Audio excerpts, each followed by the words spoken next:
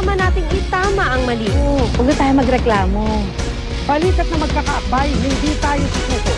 Dapat Itama natin ang gabay, huwag na tayo magreklamo. Itaas sa kamay ng gusto ng pag-asenso. Balikat na magkakabay, hindi tayo susuko. Malakas na boses, sabay-sabay mangako. Taas ang kamay ng gusto ng pag-asenso. malakas na boses, sabay-sabay mangako. Ang mga botanteng Pilipino ay di mga bobo. Pagdating ng eleksyon, ito ang dapat na panata. Isulat kung sino ang talagang sa tingin mo'y tama.